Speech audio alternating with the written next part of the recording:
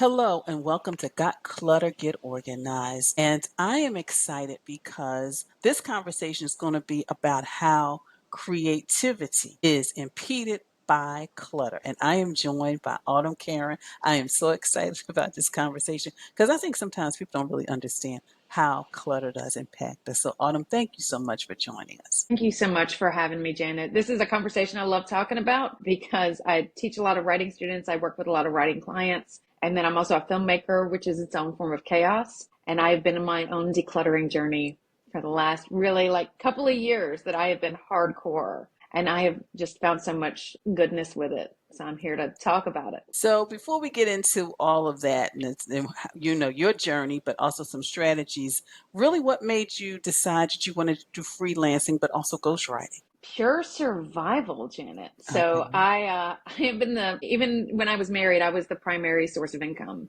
for our family. And especially now as I'm a single mom, but I got into writing as a survival technique to get the bills paid. I was a public school teacher. I taught special ed and started writing lesson plans to supplement our income. I had 4 kids and then blogs to go with lesson plans that turned into ebooks, that turned into books. And now I'm a ghostwriter. So it's always survival. I am definitely creative and I enjoy the creative part of it, which is probably part of why I'm successful. But I was not called to be a ghostwriter. It just happened.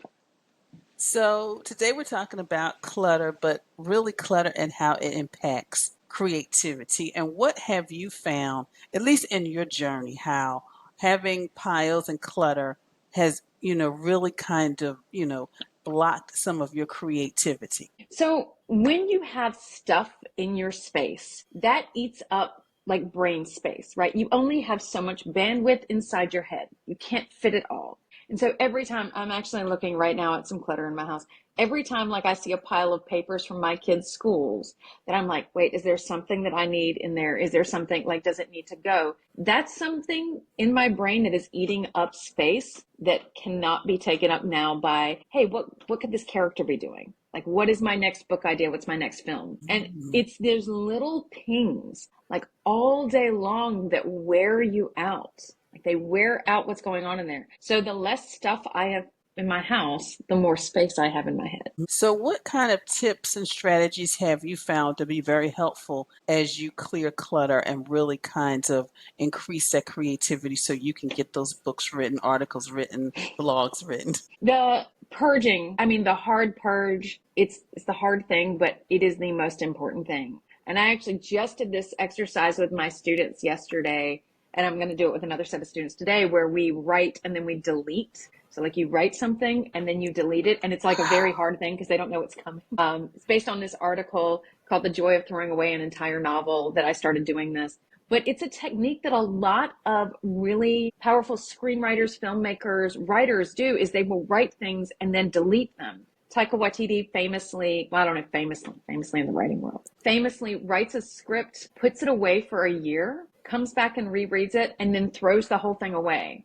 And then he rewrites it based on just his memory. And it's I only keep the good stuff. And I always think of him when I'm purging my house. If he can throw away a whole script, certainly I can throw away these used socks that have holes in them. Wow, that's good. That's interesting because when you were saying that, I was thinking about how many people, at least in a work environment, they have so many drafts of things they've created on their desktop.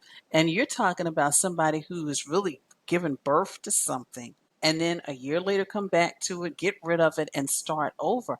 I mean, that must be really freeing. And even just to tell your students that. I mean, I'm thinking the drafts and then the second draft and the third draft. Okay, you got the final draft, but then you still have all of those other drafts. So wow, that's really eye opening. That's really eye opening. It is the way of it. I work with a lot of people who write memoirs, and the hardest part is getting them to edit it. I have people who will write memoirs. I work with them to write a book, and then they'll go query it to publishers, and the publisher will be like, this is great. There's too much in it. And I'm like, well, maybe I told you that. But you wanted to keep it. People want to keep things. And I work with a lot of people. I'm thinking of a particular client who never throws words away. I mean, this person never throws any words away. And it drags you down because it means you don't trust yourself, right? I don't trust that it's all in here, when in fact it is still all in there, y'all. You wrote it the first time, it's still there, you haven't forgotten it. So I say that as I do have drafts, like, I have like an old Gmail account that has so much in it. That's horrible. But it is powerful to like get rid of things. It's hard, but it's powerful. So, Autumn, on this journey, what are some things that kind of help you stay organized, whether it's, as your creative or just with your family? So one thing that helps me stay organized for sure is I work on my working memory. So I have a notebook that is only like, I don't keep it for anything else except what's in my brain today. And it's a physical notebook, and I will like write in it every day. And then when it gets full, I throw it away. Mm, Like, it is like my working memory notebook.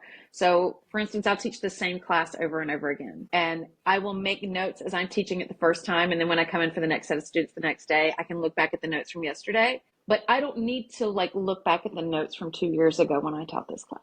Like, I need it right here. I have to trust myself. So working memory notebook, highly recommend, because in this digital age, we have so much digital clutter. I find that actually having something handwritten that I know is not going to be preserved for all eternity in like the cloud is really helpful. So there's I really liked it because I've started like really writing things down. And I think sometimes, like you said, in this digital age, we really don't understand the power of just writing stuff down in a notebook. Like I have a pad I take with me, but I do have a notebook specifically for whenever I do those, I call them brain downloads. I just write mm-hmm. stuff down and then it's easy to cross off your list. So that's great. Just something simple. People don't have to go out and download an app, another app on our phone or whatever like that. So, how can people connect with you, work with you, really find out more about the things that you offer? So my website is autumnkaren.com. I went with the name Karen is my actual middle name. I went with this pen name right before the Karen memes hit, like 6 months before, and I already bought the domain. I was like, well, here we are. Yes.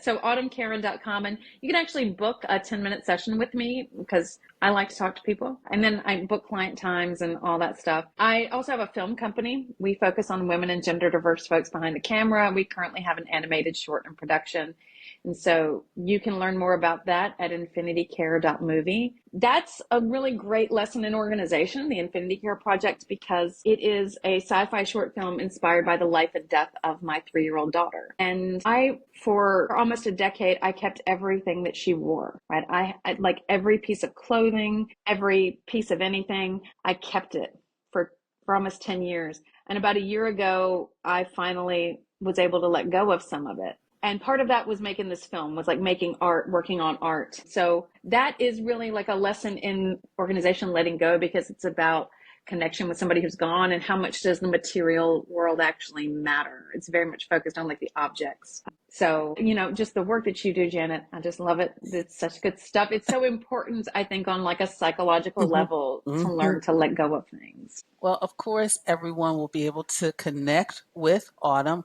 via the show page links. I'll make sure I have all her links available. But Autumn, I also want thank you for sharing that, because I think sometimes when somebody we love is no longer here, people do hold on to a lot of things. And I share with people that when my mother passed, I said, I'm going to limit the amount of stuff because, she had like a 3-bedroom apartment. I didn't want to take everything, but, just certain pieces that still use and I repurpose, Mm-hmm. but not everything. And I always tell people everything else got a good home. So, thank you so much for sharing that. Yeah. But again, her links will be on the show page. Well, Autumn, thank you so much for taking time out of your schedule to be with us today. Thank you so much, Janet. You're fantastic.